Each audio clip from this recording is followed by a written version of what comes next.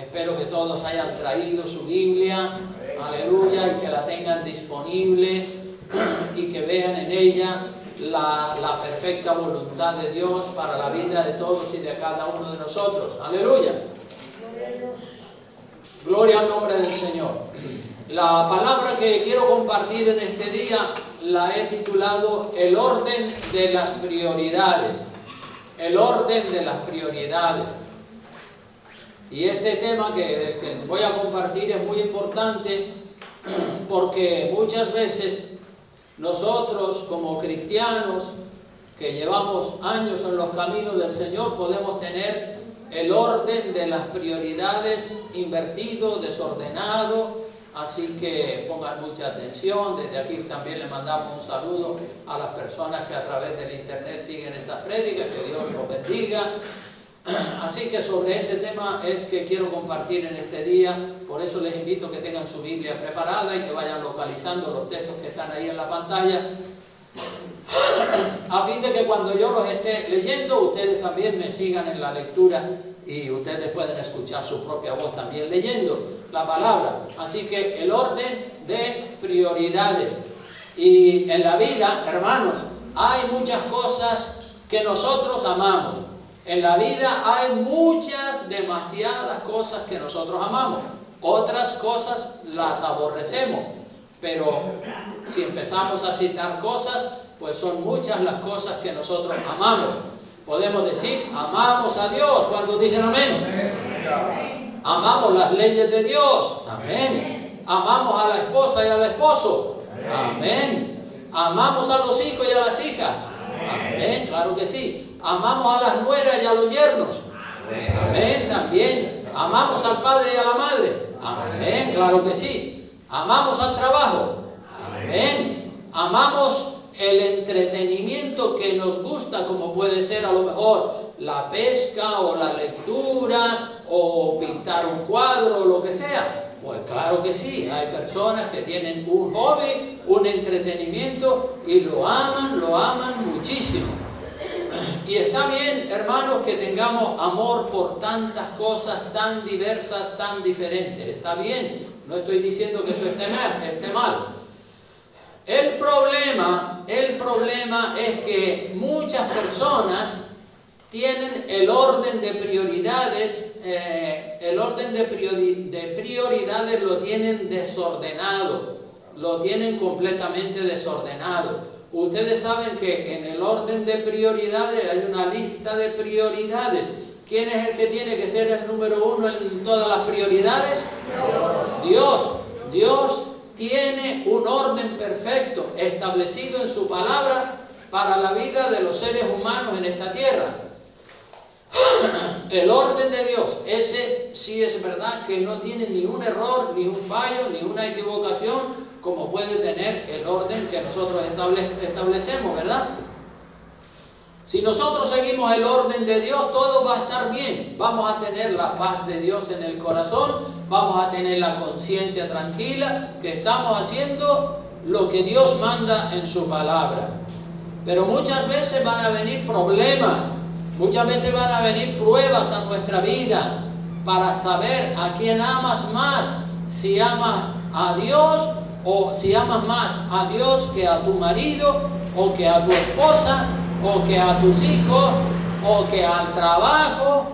Todos sabemos que el orden de Dios está establecido en su palabra, en su santa palabra, la Biblia. Vamos al primer pasaje de Primera de Corintios, capítulo 11, versículo 3, es un verso que ya ustedes conocen perfectamente, donde dice, pero quiero que sepáis, dice la palabra de Dios, dice el apóstol Pablo, quiero que sepáis que Cristo es la cabeza de todo varón, y el varón es la cabeza de la mujer, y Dios la cabeza de Cristo. O sea que aquí tenemos un orden clarísimo en la palabra de Dios. Un orden muy claro. Primero Dios Padre, Cristo dice la palabra que Dios es la cabeza de Cristo, Cristo es la cabeza del varón y el varón es la cabeza de la mujer. Ese es el orden de Dios. Dios Padre, Cristo, el varón y después la mujer. Todos los seres humanos, hermanos, debemos de amar a Dios sobre todas las cosas. Todos, ya no solamente los hombres, sino también las mujeres. Todos tenemos que amar a Dios. Veamos otro pasaje de la Biblia. En Mateo capítulo 22, versículos 37 y 38. Vamos a leerlo todo juntos, es muy cortito. Dice, Jesús le dijo, amarás al Señor tu Dios con todo tu corazón, con toda tu alma y con toda tu mente. Este es el primero y grande mandamiento. Vamos a repetirlo todos juntos otra vez, un poco más fuerte. Jesús le dijo, amarás al Señor tu Dios con todo tu corazón, con toda tu alma y con toda tu mente. Este es el primero y grande mandamiento. Aleluya, el primero y el grande mandamiento. Dios siempre por encima de todas las cosas. Si usted quiere ser un hijo, una hija de Dios, ponga a Dios en el primer lugar. No ponga a su marido, a su esposa, a sus hijos, a su padre, a su madre. No lo ponga en primer lugar, ni tampoco el trabajo. Ponga a Dios en primer lugar. Porque si Dios no está en primer lugar, ya el orden está distorsionado. Ya el orden no está conforme a las prioridades que establece la palabra de Dios. Otro pasaje que encontramos en Mateo capítulo 10, versículo 34 al 37, también vamos a leerlo, porque este pasaje habla de una realidad, que a nosotros no nos gusta esta realidad, pero es una realidad. No nos gusta, pero está ahí.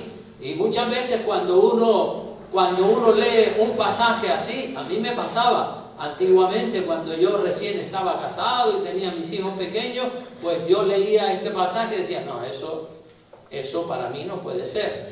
Pero después, cuando pasan los años, dice uno, uy, pues sí, eso era para mí también, ¿verdad? Porque la verdad lo que dice ahí la palabra de Dios es fuerte, muy fuerte. Bueno, todo lo que dice la Biblia siempre es fuerte. Dice el verso 34 del capítulo 10 de Mateo. El verso 34 del capítulo 10 dice, no penséis que he venido para traer, ¿qué cosa? Paz. ¿No dice la Biblia que Jesucristo es nuestra paz? Claro que sí, Él es nuestra paz interior. Él nos da paz aunque haya problemas en la familia, o aunque haya problemas sociales, o aunque haya guerra, pero Él es nuestra paz, la paz interior de que estamos haciendo las cosas como Dios manda. No penséis que he venido a traer paz a la tierra. No he venido para traer paz, sino espada. Dice, porque he venido para poner en disensión al hombre contra su padre, a la hija contra su madre y a la nuera contra su suegra. Problemas dentro de la familia. No nos gusta. ¿A cuánto le gusta tener problemas en la familia? A nadie, ¿verdad? A mí tampoco me gusta. Pero si Jesucristo dijo que van a haber problemas, sí o sí, te guste o no te guste. Dice, porque he venido para poner en disensión al hombre contra su padre y a la hija contra su madre y a la nuera contra su suegra. Y dice el verso 36 que los enemigos del hombre serán los de su casa. No tienes que ir a buscarlos allá a 10.000 kilómetros de distancia. Los de tu casa van a ser tus propios enemigos. Y luego el Señor remata este pasaje con el verso 37. Dice, vamos a leerlo todos juntos también. Dice, el que ama a padre o madre más que a mí, no es digno de mí. El que ama a hijo o hija más que a mí, no es digno de mí. Esto no es fácil. Esto no es fácil. Y más para aquellos padres y para aquellas madres que aman a sus hijos y a sus hijas, que los aman de todo corazón. Pues la palabra dice que si amas más al padre, a la madre, al hijo, a la hija que a Dios, no mereces entrar en el reino de los cielos. No eres digno de Dios. No lo digo yo, lo dijo el Señor Jesucristo. Aleluya. Y es verdad, es verdad. más pronto o más tarde tú vas a ser probado para ver si amas a Dios más que a tu hijo, que a tu hija, que a tu padre, que a tu madre, que a tu trabajo, que a lo que sea. Más pronto o más tarde tú vas a ser probado, porque si dices que eres cristiano, hay que probar tu cristianismo para saber si es verdadero o es falso. Un principio divino. Cuando Dios nos creó, hermanos, cuando Dios nos creó, nos dio eso que se conoce como el libre albedrío, que es la capacidad para tomar nuestras propias decisiones. El hombre tiene que elegir su propio camino, y esto nosotros lo vemos hasta en los niños pequeños, ¿verdad? Cuanto más en los jóvenes y en los adultos, ¿verdad? El padre quiere llevarlo por un lado y el niño dice, no, por aquí. Los niños ya tienen su voluntad y la van desarrollando, y a medida que van creciendo van teniendo una voluntad más clara, más definida. Es la voluntad de ellos. El padre lo quiere llevar por otro camino, o la madre, pero el hijo dice, no, yo quiero esto, yo quiero aquello. El hijo está haciendo uso de su libre albedrío. El camino del Señor es algo que cada persona debe de elegir por su propia voluntad.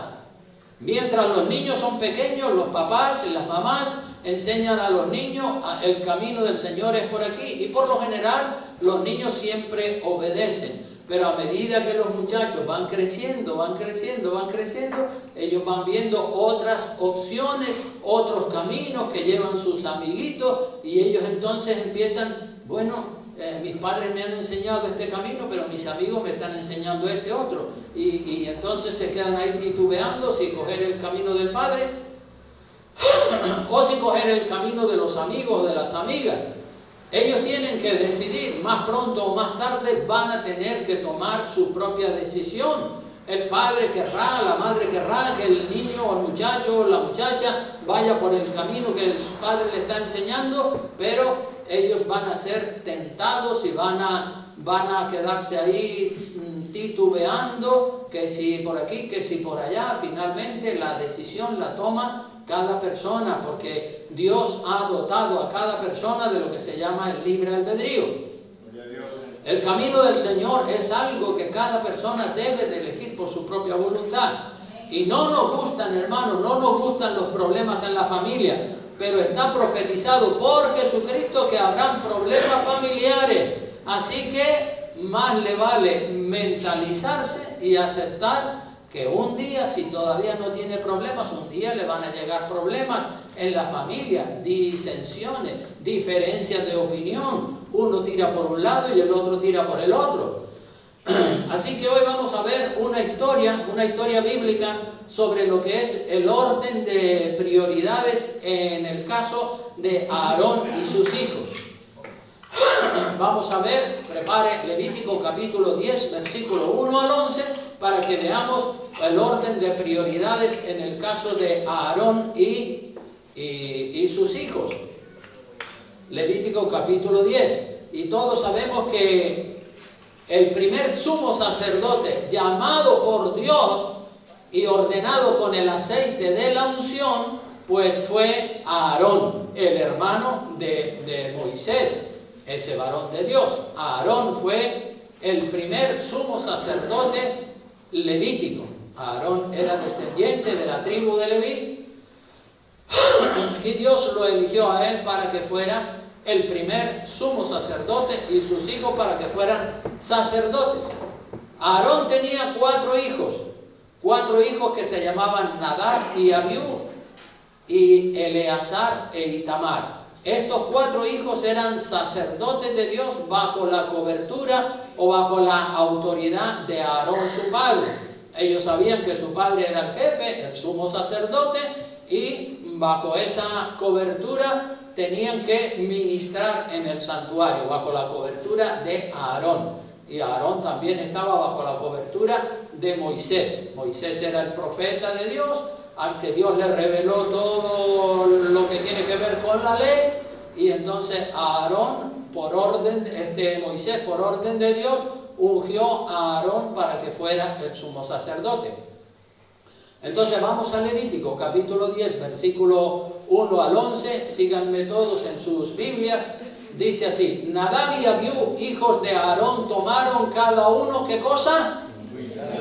su incensario, y pusieron en ellos fuego, sobre el cual pusieron incienso, y ofrecieron delante de Jehová, ¿qué cosa? Fuego extraño, que Él nunca les mandó. Dios nunca mandó, pero a ellos se les ocurrió poner fuego extraño. Y vamos a ver qué pasó en el verso 2, dice, y salió fuego de delante de Jehová, ¿y qué pasó? Los quemó a los dos de manera fulminante, y murieron delante de Jehová. Impresionante eso. Entonces dijo Moisés a Aarón, esto es lo que habló Jehová diciendo, en los que a mí se acercan me santificaré, y en presencia de todo el pueblo seré glorificado. Y Aarón, ¿qué hizo? Cayó, cerró su boca, se quedó seco. Verso 4, y llamó Moisés a Misael y a Elzafán, hijos de Uziel, tío de Aarón, y les dijo, acercaos y sacad a vuestros hermanos de delante del santuario fuera del campamento. A esos dos muertos, sáquenlos para allá afuera, lejos. Y ellos se acercaron y los sacaron con sus túnicas fuera del campamento, como dijo Moisés. Entonces Moisés dijo a Aarón y a Eleazar e Itamar, sus hijos, no descubráis vuestras cabezas, ni rasguéis vuestros vestidos en señal de duelo. Claro, porque la cosa era para llorar. Dice, no rasguen sus vestidos, ni se echen a llorar en señal de duelo, para que no muráis. Si se les ocurre, van a morir. Ni se levante la ira sobre toda la congregación, pero vuestros hermanos, toda la congregación de Israel, sí lamentarán por el incendio que Jehová ha hecho. Dice más, verso 7, dice, ni saldréis fuera, ni saldréis a la puerta del tabernáculo de reunión, porque moriréis, por cuanto el aceite de la unción de Jehová está sobre vosotros. Y ellos hicieron conforme al dicho de Moisés, es decir, le obedecieron. Y Jehová habló a Aarón diciendo, tú y tus hijos contigo no beberéis vino ni sidra cuando entréis en el tabernáculo de reunión, para que no muráis. Estatuto perpetuo será para vuestras generaciones, para poder discernir entre lo santo y lo profano, y entre lo inmundo y lo limpio, y para enseñar a los hijos de Israel todos los estatutos que Jehová les ha dicho por medio de Moisés. O sea que los dos hijos de Aarón que ofrecen un fuego extraño mueren delante de Jehová de manera instantánea. Fuego de Dios salió y los quemó y murieron porque estaban presentando un fuego extraño, estaban haciendo algo raro que Dios no había ordenado que hicieran. Nadab y Abiú le ofrecieron, que fueron los dos muertos, Nadab y Abiú le ofrecen a Dios un fuego extraño que Dios nunca mandó, y Dios los quemó a los dos y murieron de manera instantánea. Y aquí vemos, hermanos, dos sacerdotes haciendo las cosas a su manera de pensar. A ellos se les ocurrió una manera diferente, una manera extraña de hacer las cosas, y la llevaron a cabo. Y Dios, ¡pam!, se los cargó a los dos inmediatamente. Y así hay muchos cristianos y cristianas hoy en día, sin conocer bien la palabra de Dios sobre lo que están haciendo o sobre lo que están hablando, así van por la vida. Pero hay que asegurarse de que lo que pienso y lo que hago es la perfecta voluntad de Dios. Tenemos que estar seguros de que lo que estamos haciendo o lo que pensamos hacer es la perfecta voluntad de Dios. Y si tiene dudas, pare el carro, no lo haga. En el caso de dudas, analice, pregunte, infórmese bien para no fallarle a Dios y que vaya a venir juicio o castigo de Dios sobre su vida por hacer las cosas a su manera o según su propia opinión o su propia ocurrencia. Dicen los comentaristas que no se sabe en qué consistía el fuego extraño que le presentaron a Dios estos dos sacerdotes que Dios mató. Lo que estaban ofreciendo a Dios estaba mal. Era un fuego, una ofrenda, pero estaba mal. era algo así como lo que hizo Caín con su ofrenda, que era una ofrenda pésima. Pues estos estaban haciendo algo que estaba mal. Unas personas piensan que Nadab y Abiú, porque la gente dice, ¿qué sería lo que estaban haciendo? ¿Qué sería lo que estaban haciendo? La Biblia no dice el caso específico de lo que estaban haciendo. Lo que está claro es que lo que estaban haciendo estaba mal. No sabemos qué era lo que estaban haciendo. Unos piensan que Nadab y Abiú entraron al lugar santísimo. Ya saben ustedes que el lugar santísimo era reservado ¿para quién?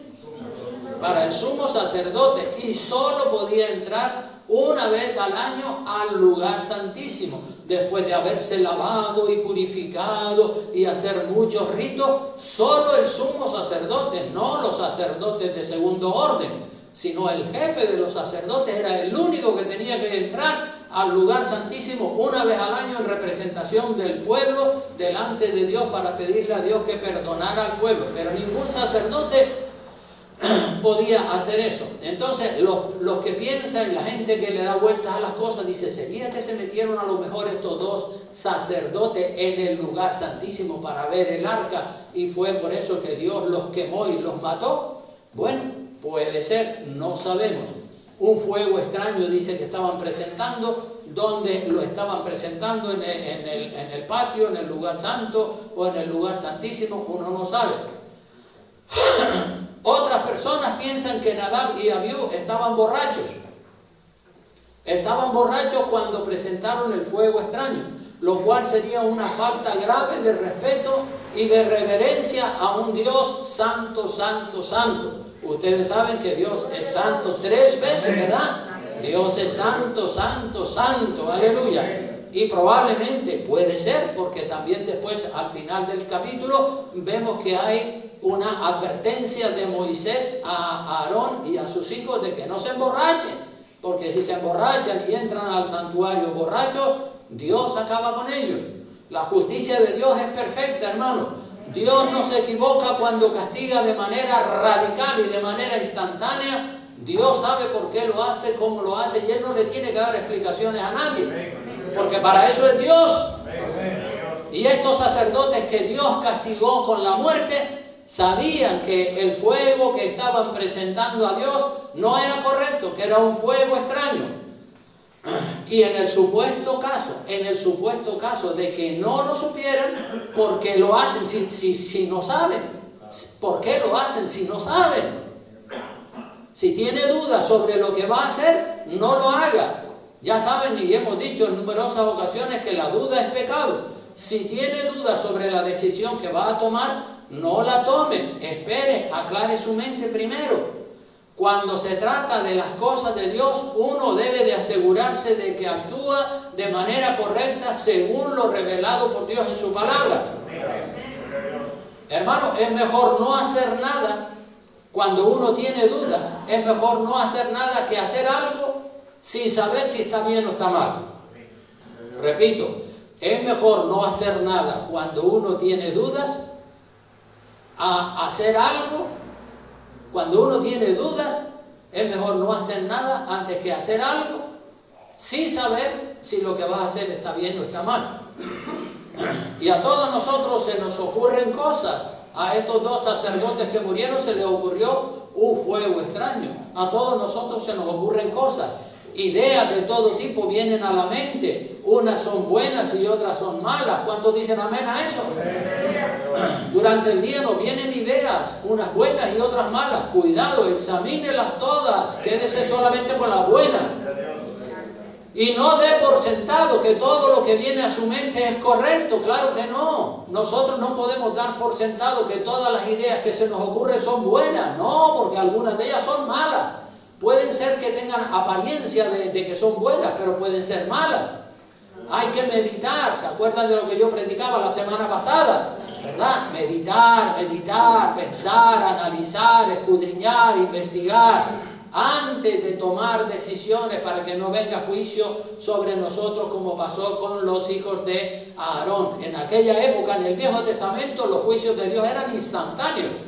Cuando una persona hacía algo grave, inmediatamente el juicio de Dios le caía encima y acababa con la vida de la persona. En el Nuevo Testamento Dios actúa un poco diferente, ¿verdad? En el Nuevo Testamento una persona hace algo grave y como que Dios no hace nada.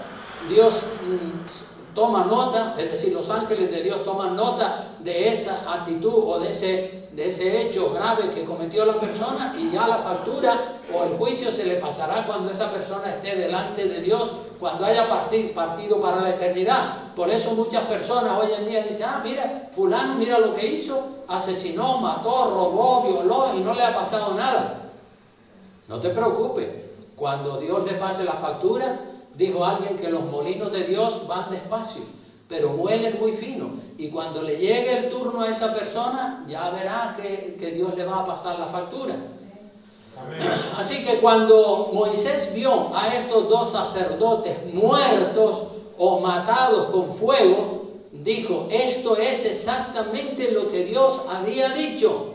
Miren en el verso 3 de este capítulo 10 del libro de Levíticos, en el verso 3 dice la Escritura, entonces Moisés, cuando vio a los dos muertos, dijo, esto es lo que Jehová, esto es lo que habló Jehová, ya lo había hablado, ya lo había dicho, diciendo, en los que a mí se acercan me santificaré, y en presencia de todo el pueblo seré glorificado. Sed santo, porque yo soy santo. Alguna cosa sucia, inmunda hicieron estos dos sacerdotes. La Biblia dice, sin santidad nadie verá al Señor. Y en aquella época o estabas en santidad o morías. No cabe duda de que estos dos sacerdotes no estaban en santidad. ¿Sabe Dios lo que estaban haciendo con ese fuego extraño? Los sacerdotes estaban en el ministerio. Los más cerca de Dios que estaban eran los sacerdotes y el sumo sacerdote.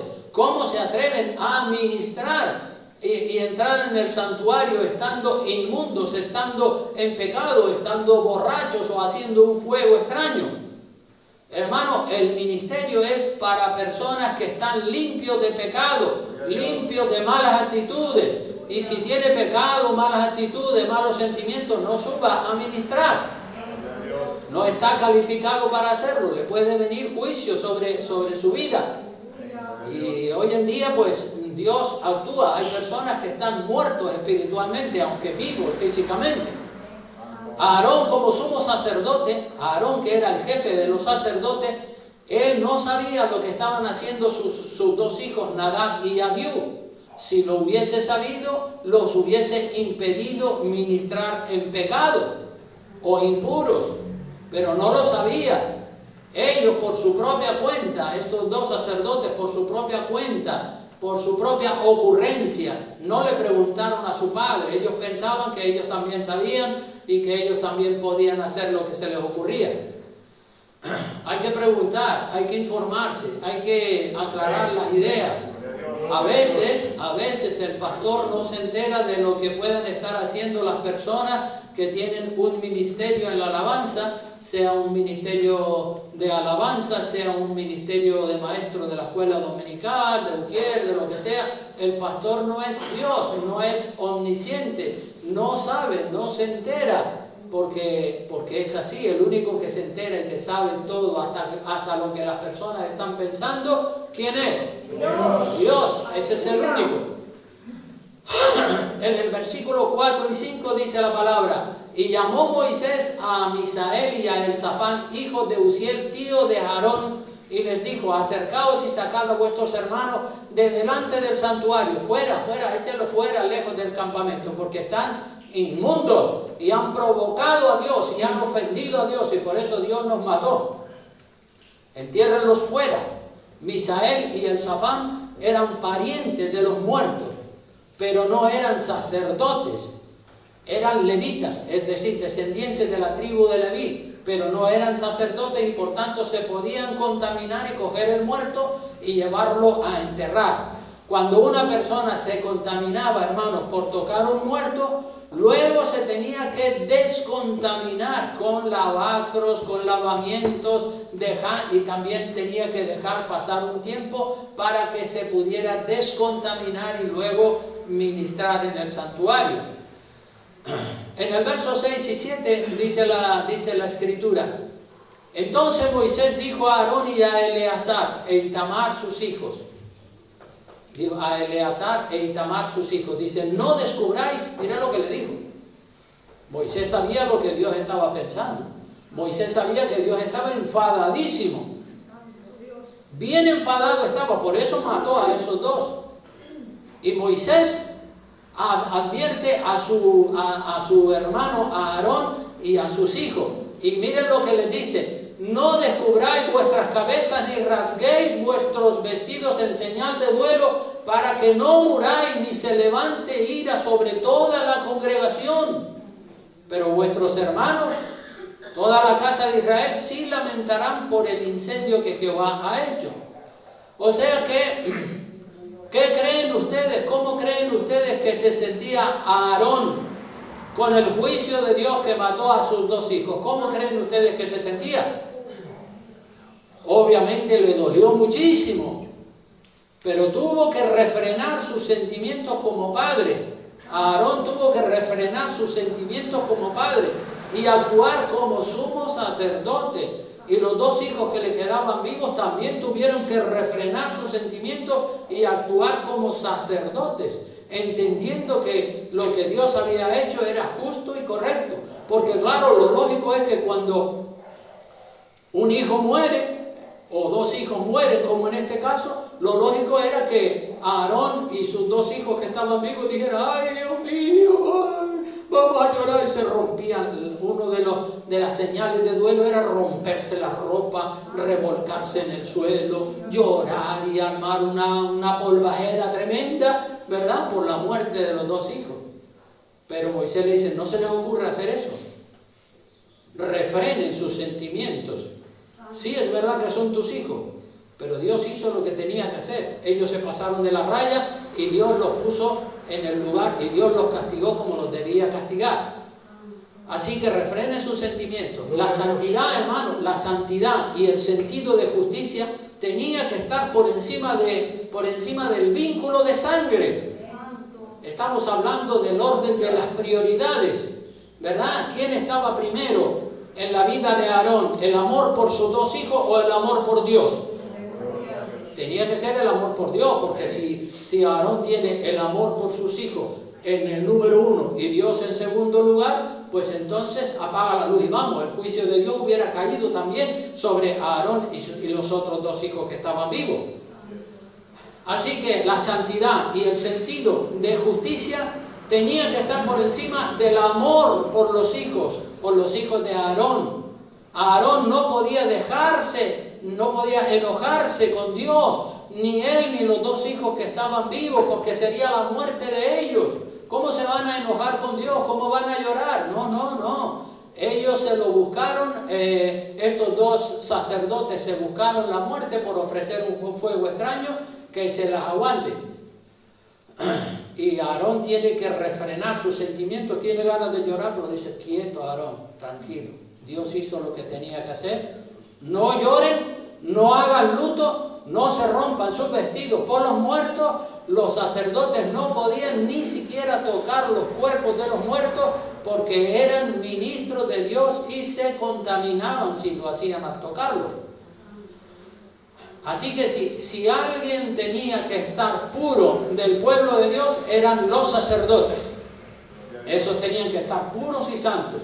Los sacerdotes no podían ni siquiera salir a la puerta del tabernáculo. Se contaminarían si van al entierro de estos dos muertos. Porque el aceite de la unción estaba sobre los sacerdotes y tenían que estar separados del mundo mundano. Mira, lo dice el verso 7. Lo que Moisés le dice a Aarón y a los dos hijos que le quedan vivos, dice: ni se les ocurra salir a la puerta del tabernáculo de reunión. ¿Por qué? Moriréis. Si lo hacen, van a morir. Por cuanto el aceite de la unción de Jehová está sobre vosotros. Y ellos hicieron conforme al dicho de Moisés. Así que le obedecieron por la cuenta que les traía, porque el que no obedecía en el Viejo Testamento se jugaba la vida. Así que ellos, si no quieren morir, refrenen los sentimientos que tienen como como padre, Aarón, refrena tus sentimientos como padre hacia tus dos hijos, y los dos hijos vivos refrenen también sus sentimientos hacia sus dos hermanos muertos. Así que así era en el Viejo Testamento. Los ministros del santuario, es decir, los sacerdotes, tenían que ser un ejemplo de pureza y de santidad, porque eran los que estaban de mediadores entre Dios y el pueblo. Y es verdad que el sacerdote se podía contaminar o tocar un cadáver, el cadáver, por ejemplo, de un padre, de un familiar allegado o de un hijo, pero cuando era de una muerte natural, cuando el hijo del sacerdote se moría porque por una enfermedad o por un accidente, bueno, eso es otro caso diferente. Pero que estos dos hijos provocaron a Dios, ofendieron a Dios, cometieron un pecado grave delante de Dios, no puedes llorar por ello. Ellos la hicieron, pues ellos que se atengan a las consecuencias, que son cosas diferentes, ¿verdad? La muerte de estos dos hijos fue, digamos, el juicio de Dios que cayó, porque el pecado que ellos cometieron fue grave delante de los ojos de Dios. Gloria a Dios. Pero en este caso concreto, los dos muertos murieron por una ofensa grave a Dios, y Moisés sabía que si Aarón y sus hijos hacían luto, lloraban o salían fuera o acompañaban el entierro, ellos también iban a morir. Hoy en día en el Nuevo Testamento es diferente, pero eso no quiere decir que Dios no hará justicia. Dios le pasará la factura a cada persona según lo que haya hecho aquí en la tierra, pero cuando esté delante del juicio de Dios. Así que en este caso de los dos muertos, era un caso que desató la ira de Dios por el gran pecado que cometieron de ofrecer un fuego extraño. Llorar por los muertos era, si Aarón y los dos hijos que quedaban vivos lloraban por los muertos, eso era como atribuirle una injusticia a Dios, al Dios Santo. La pregunta es, dado que estamos hablando del orden de las prioridades, la pregunta es, ¿a quién amas más? ¿A Dios o a tus hijos? A Dios. A Dios. Gloria a Dios por los que aman más a Dios que a sus hijos. Si amas más a tus hijos que a Dios, harás duelo, llorarás, lamentarás y morirás. Eso es lo que Moisés le dice a Aarón. Si lloras y haces duelo por tus hijos, vas a morir tú también. Si amas más a Dios que a tus hijos, entonces refrenarás tu sentimiento y tu amor de padre hacia tus hijos y aceptarás el castigo de Dios como un castigo justo y correcto. Nosotros, hermanos, decimos que amamos a Dios sobre todas las cosas. ¿Cuántos dicen amén a eso? Claro que sí. Ni cortos ni perezosos de cuando alguien te pregunta, no, yo amo a Dios sobre todas las cosas. Ah, sí, amas a Dios sobre todas las cosas. Eso es fácil decirlo, pero lo difícil es mantenerlo cuando viene la prueba. Aarón amaba a Dios sobre todas las cosas, pero mantener ese amor a Dios cuando viene la prueba, ahí es donde está el quid de la cuestión. Así que Dios te va a probar a ver si es verdad que en medio de la prueba te mantienes firme o te vienes abajo. Todos somos cristianos y decimos que amamos a Dios cuando no hay pruebas. Pero cuando hay pruebas es donde se sabe si de verdad está firme o si eres un cristiano de pacotilla. Miren, les voy a contar una historia que me sucedió a mí. Hace como 10 años atrás vino una prueba a mi vida como pastor. Una de mis hijas se rebeló en contra de mi autoridad como padre y en contra de mi autoridad como padre de ella y de mi autoridad como pastor, porque obviamente al ser mi hija soy su padre, soy su pastor.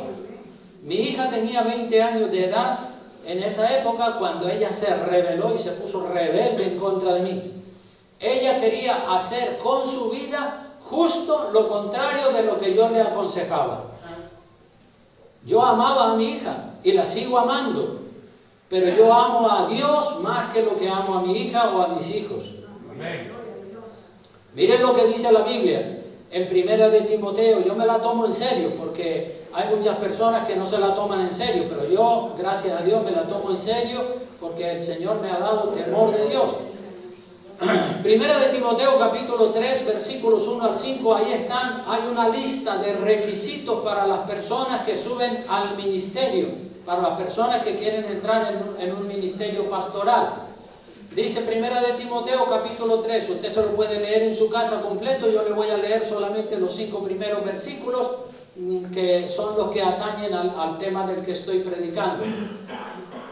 Dice así, palabra fiel, si alguno anhela, ¿qué cosa? Obispado es ministerio pastoral.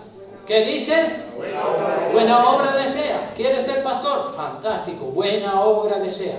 Pero, ahí empiezan los peros. Es necesario que el obispo o el pastor sea como, número 1, irreprensible. Número 2, número 3, 4, 5, 6, 7, 8, 9, 10, 11, 12, no avaro, sí, y el verso 4 es otro requisito más, dice que gobierne bien su casa, que tenga a sus hijos como con toda honestidad. Este es un requisito muy importante para la persona que anhela ser pastor, que gobierne bien su casa, que tenga a sus hijos en sujeción con toda honestidad. Y abre un paréntesis ahí en el verso 5, que lo vamos a leer todos juntos, dice, pues el que no sabe gobernar su propia casa, ¿cómo cuidará de la iglesia de Dios?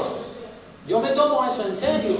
¿Yo cómo voy a ser pastor si hay rebeldía y rebelión en mis hijos mientras viven bajo el techo de mi propia casa? ¿Cómo puedo yo ser pastor? La persona que el pastor el obispo, el pastor que tiene a sus hijos en su propia casa y sus hijos son rebeldes y no le obedecen al pastor, ese pastor no califica, no está en condiciones dignas de ser pastor porque tiene una rebelión en su casa. Y dice, pues el que no sabe gobernar su casa, ¿cómo cuidará la iglesia de Dios? Es imposible. Si no controlas los 3 o 4, los 5 o 6 que tienes en tu casa, ¿cómo vas a controlar la iglesia del Señor? Yo sabía eso y lo sigo sabiendo.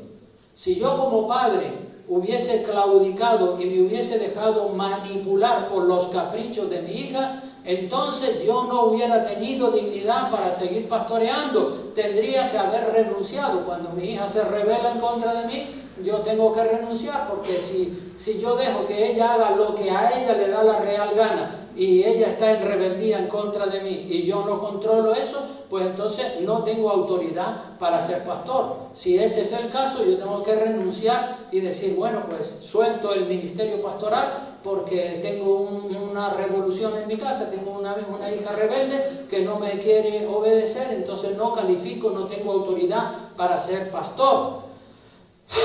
Y ante la negativa de mi hija a obedecer mis buenos consejos, ante la negativa de mi hija, porque yo le di buenos consejos y su madre también le dio buenos consejos, mira hija, es así y así, que no, y que no, rebeldía, rebelde. Entonces yo tuve que ponerla a ella entre la espada y la pared. Antes que ella me pusiera a mí, ya me estaba poniendo con su rebeldía, ya me estaba poniendo entre la espada y la pared a mí. O me aceptas así como soy, o si no, no tienes dignidad para ser pastor. Digo, pues antes de que tú me pongas a mí entre la espada y la pared, te pongo yo a ti, que soy la cabeza de esta casa. Y le dije, o me obedeces, o me obedeces, o te vas de mi casa. Y ella se fue ese mismo día que yo le dije, que le planté cara, después de mucha conversación y de mucha oración, pues ella seguía en sus 13, que ella hacía con su vida lo que le daba la gana. Digo, bueno, vale, muy bien, ya eres mayor de edad, tienes 20 años, me parece perfecto, tú tienes libre albedrío como todos, así que si tú quieres hacer lo que te da la gana, pues te vas de mi casa y afuera, en la calle o en la casa de otra persona, haces tú lo que te dé la gana. Pero aquí en mi casa mando yo, que soy la cabeza. Y me dolió mucho que ella tomara esa decisión, pero yo me quedé tranquilo, con mi dignidad y con mi autoridad como padre y como pastor intacta. Mi autoridad no se vino abajo, la mantuve.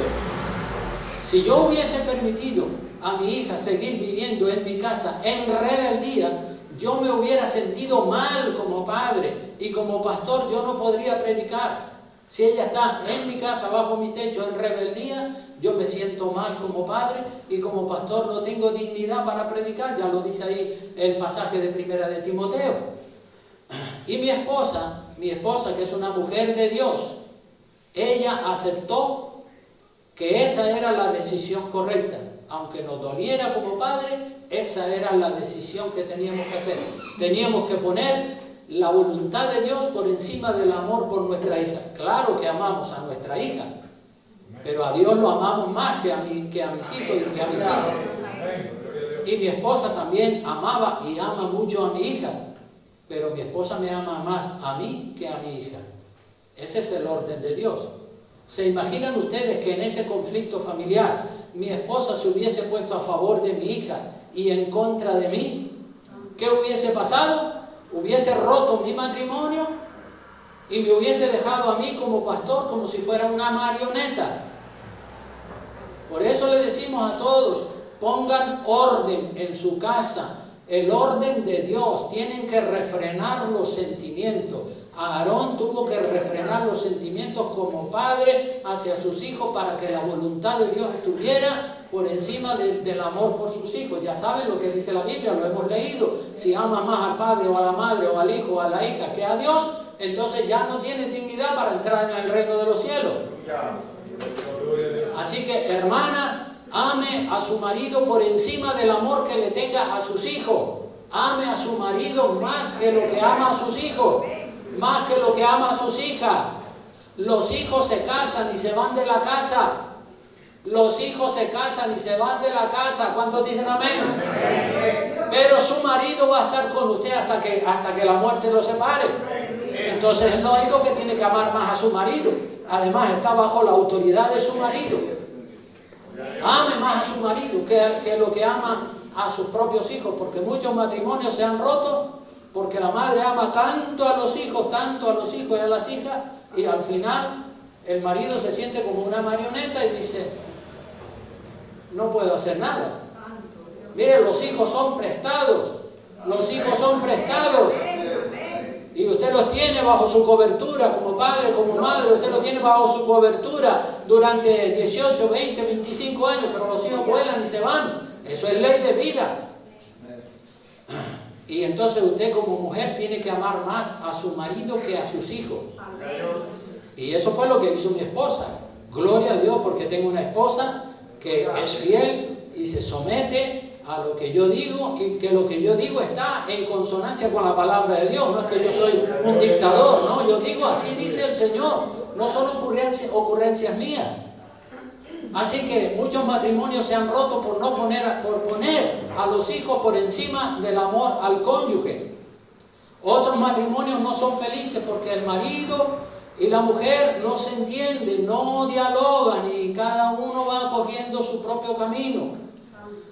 Los matrimonios se deterioran y se rompen o se distancian por falta de diálogo, por falta de hablar, también por no tener el orden de prioridades claro.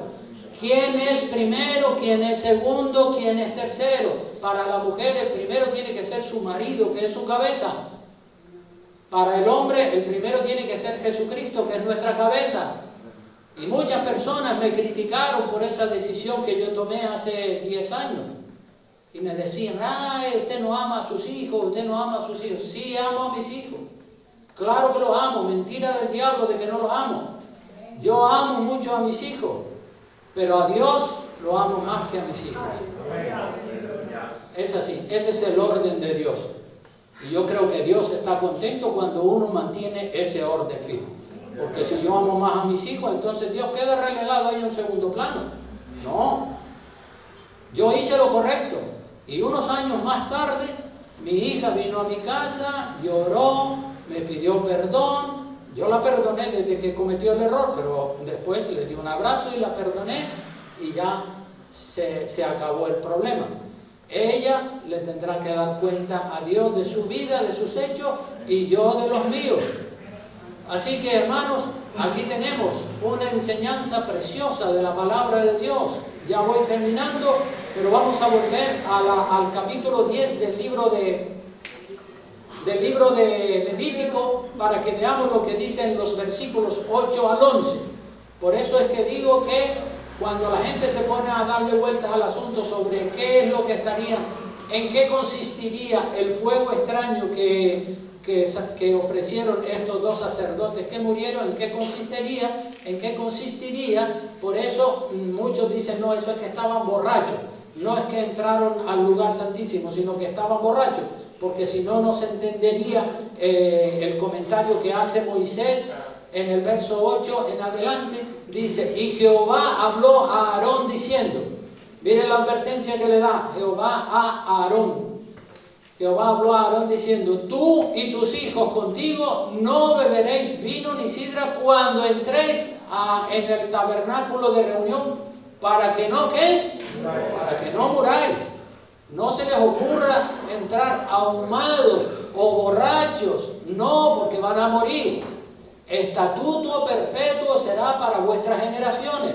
Todos sabemos que cuando una persona se emborracha, con ron, con coñac, con whisky o con drogas de las que sean, pues la cabeza le da vuelta y pierde la cabeza.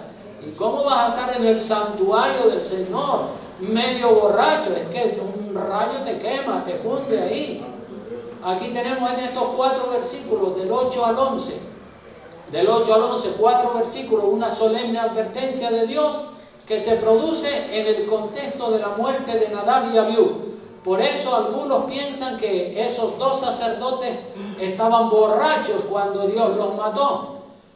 En el verso 10 dice, para poder discernir, es decir, le prohíbe que tomen bebidas alcohólicas cuando entran al santuario, cuando van a ministrar, cuando están fuera del ministerio, pues es otra cosa, pero meterse en el ministerio dice que no se les ocurra tomar nada de bebidas alcohólicas, para poder discernir entre lo santo y lo profano, entre lo inmundo y lo limpio, porque claro, si están borrachos ya no saben lo que está bien, lo que está mal. Así que hay que estar completamente en perfectas condiciones, sobrio, para no meter la pata.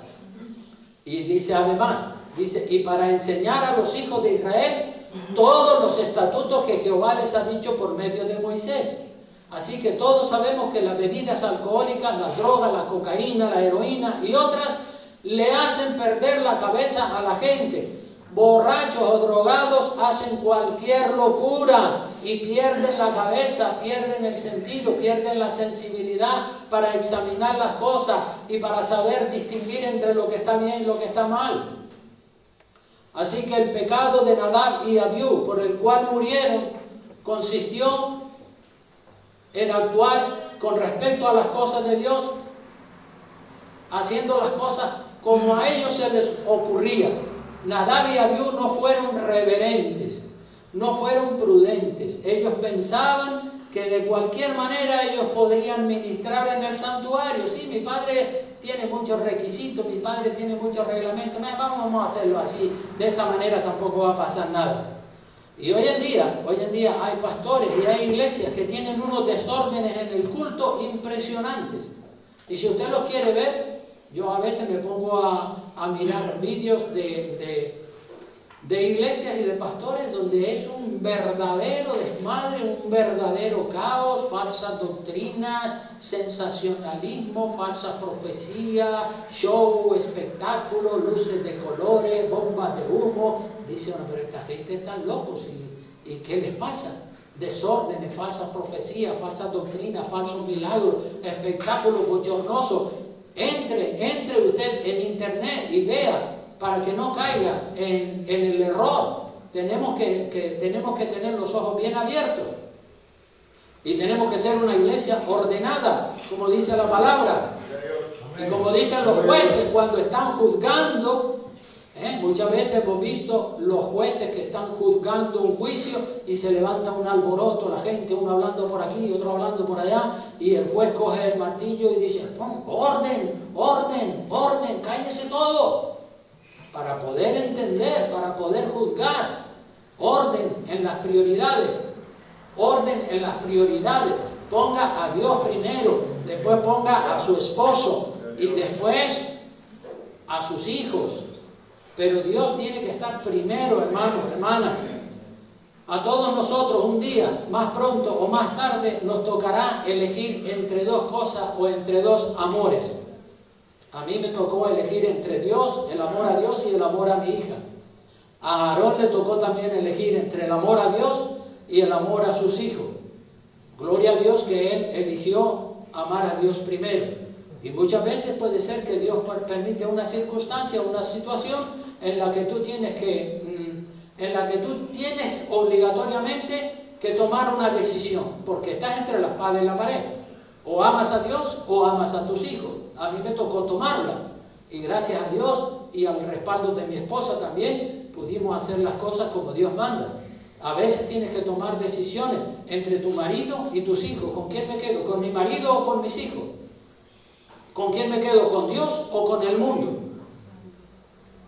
¿El amor por Dios o el amor por el deporte? ¿El amor por un pretendiente o el amor por otro pretendiente? ¿El amor por una chica o el amor por otra chica? ¿Verdad? Porque los jóvenes dicen, ay, aquella que guapa es, me gusta, y aquella también me gusta, y entonces con las dos no se pueden quedar, tienen que rechazar a una para quedarse con la otra, ¿no es cierto? Es así. Entonces hay que elegir entre dos amores, a ver a quién amas más. Entre irte, otros hermanos, a lo mejor que son extranjeros, colombianos, ecuatorianos, argentinos, de los diferentes países, también tienen el amor por su nación y el amor por este país. Aman su nación y aman al país donde viven. Y muchas veces están así. Mi país, amo mi país, sí, pero también amo este. Y entonces se quedan titubeando, tambaleándose. Al final no puedes estar aquí y al mismo tiempo estar en tu país. O estás aquí o estás allá. Entonces tienes que quitarte ese desvarío del corazón para estar tranquilo, para estar en paz. Decidir entre el amor por tu padre y por tu madre o el amor por seguir tus propios caminos. Hay que decidir. Y dependiendo, ya termino, dependiendo si la decisión que vas a tomar es correcta o incorrecta, usted será más feliz o será más infeliz. Si toma la decisión correcta, será feliz. Si toma la decisión incorrecta, será el hombre o la persona más desdichada y más infeliz de su vida. Así que tome sus decisiones estando bien aconsejado y controle sus sentimientos como padre. Mire lo que hizo Aarón. Controle sus sentimientos, el amor por sus hijos. Nadie está diciendo que no ame a sus hijos. Pero si se presenta una situación como se me presentó a mí, entonces usted tendrá que decidir. Y ahí se verá si usted ama más a Dios que a sus hijos o a sus hijos más que a Dios. Es así, hermanos. Así que vamos a inclinar el rostro. Yo no sé si algunos estarán a punto de tomar decisiones. Hay muchas decisiones que tomar en la vida. Los adultos, los jóvenes, todos tenemos que tomar decisiones. Piensa, reflexiona. Tómate unos minutitos, inclina tu rostro. Piensa, a lo mejor te estás debatiendo, dices, ¿me entrego a Cristo o me voy al mundo? ¿Amas al mundo? ¿Amas a Dios? Si amas al mundo más que a Dios, te irás al mundo. Si amas a Dios más que al mundo, te quedarás con Dios. La decisión es tuya. Nadie puede decidir por ti. Eres tú. Tú solito, tú solita, la que tienes que tomar tus decisiones. Y procura que tus decisiones sean buenas. Que el orden de prioridades que tienes en tu cabeza y en tu mente sea el correcto para que tu vida sea feliz y tengas un futuro espléndido para la gloria de Dios. Reflexiona, piensa, ora al Señor. Dile, Dios mío, necesito tu dirección, necesito que me guíes, Señor. Dame también carácter para tomar decisiones, Señor. A veces cuando hay que tomar una decisión importante, ¿sabe qué hacemos? La aplazamos. Bueno, ya pensaré en otro momento. En otro momento. No, es ahora, tienes que pensar. Tienes que pensar ahora y tienes que decidir. Aplazándolo no se va a solucionar. Las cosas se solucionan tomando decisiones, no aplazándolas para más adelante. Porque eso es lo que el diablo quiere, que la aplaces hasta que te aburras y digas, ya no quiero pensar en eso. No, tienes que pensar. Somos responsables delante de Dios del sentido que le damos a nuestra vida. ¿Qué pasa? ¿Queremos llegar al cielo o no queremos llegar al cielo? Pues si queremos llegar al cielo hay que tomar decisiones. Si no, aquel día nos va a pesar mucho. El Señor nos espera. A todos nos espera el Señor. Con un bien buen siervo, sobre poco fuiste fiel, sobre mucho te pondré. Entra en el gozo de tu Señor, con esa bienvenida, o con la otra que dice, apartaos de mí, malditos, al fuego eterno, preparado para el diablo y sus ángeles. Esas son las dos sentencias que el Señor va a emitir sobre la vida de todos los seres humanos. Ojalá que tú estés dentro de la sentencia del bien buen siervo. Pero si estás dentro de la otra sentencia, ay. Gloria a Dios, mejor no hubieras nacido. Gracias, Señor, te damos en este día precioso, Dios bendito de los cielos. Te agradecemos, Señor, que tu Espíritu y que tu presencia haya estado presidiendo esta palabra, Señor. Dios mío, queremos respetarte a ti, queremos ponerte a ti por encima de todas las cosas, mi Señor. Queremos que tú seas dueño y Señor de nuestras vidas, Dios mío, bendito de la gloria. Ayúdanos, oh Cristo de la gloria. Ayúdanos, Señor, mi Dios. Necesitamos estar en tu perfecta voluntad. Ayúdale a tomar buenas decisiones a todos los hermanos, a todas las hermanas, Señor. Aunque muchas veces hay que frenar los sentimientos que tenemos por un lado o por el otro lado, pero si tenemos el orden de prioridades bien claro, la decisión será buena, Señor. Oh Dios, ayúdale a todos mis hermanos, Dios mío bendito de la gloria. Ora ahí un ratito, piensa. No te vayas de aquí sin pensar, sin definirte, sin aclarar tu mente y tomar tus propias decisiones. Son decisiones de carácter individual, de carácter personal, de carácter familiar. Yo no sé, pero lo que sí sé seguro es que cada uno tiene que tomar decisiones. Y dependiendo de las decisiones que hagan, si son buenas, le irá bien. Si son malas, vendrá ruina y fracaso sobre su vida. Gracias, Dios mío. En tus manos encomendamos, Dios mío, la vida de la iglesia, la vida de las familias, Señor. Glorifícate en medio de nosotros, Padre bueno de la gloria. Y que cada hermano, cada hermana regrese a su casa orando, buscando tu rostro, Dios mío, bendito de la gloria.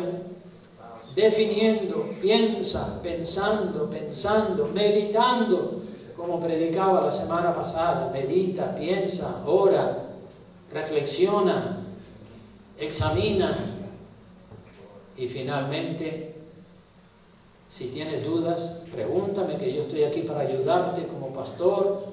Otros me han ayudado a mí y yo quiero ayudarte a ti si tú me lo permites. Si tú dices, no, yo sé lo que tengo que hacer. Bueno, pues entonces ya no me necesitas, pero si me necesitas, yo estoy aquí para bendecirte y ayudarte con toda mi alma, con toda mi mente, con todo mi corazón. Yo he tenido que tomar decisiones duras que me han dolido mucho, no solo la que les conté en esta prédica, sino en otros casos he tenido que tomar decisiones y me han dolido tenerlas que tomar, pero no quedaba otra alternativa, no quedaba otro remedio, así que la tomé y estoy contento, tranquilo, tengo la conciencia tranquila de que he actuado correctamente, y en los casos donde me he equivocado ya le he pedido perdón al Señor y las cosas del pasado quedaron ya en el olvido delante de los ojos de Dios. Amén. Gloria a Dios. Sí, Señor, mi Dios, así, Dios mío, eres tú, y así nos muestras en tu palabra. Dios mío bendito, en el Viejo Testamento tu sentencia era rápida, instantánea, al momento. Hoy en día tú obras de una manera diferente, porque tú eres un Dios paciente y misericordioso, como dice la Biblia, no queriendo que ninguno perezca, sino que todos procedan al arrepentimiento. Sí, Señor, y oro para que procedan todos al arrepentimiento, todos los que han cometido errores en el pasado o que están a punto de cometerlos, que se arrepientan y que entren por la puerta estrecha, porque ahí hay seguridad, hay paz y hay bendición. Gracias una vez más, en el nombre precioso de Jesucristo nuestro Señor. Amén, amén, amén y amén. Que Dios le bendiga y salúdense los unos a los otros.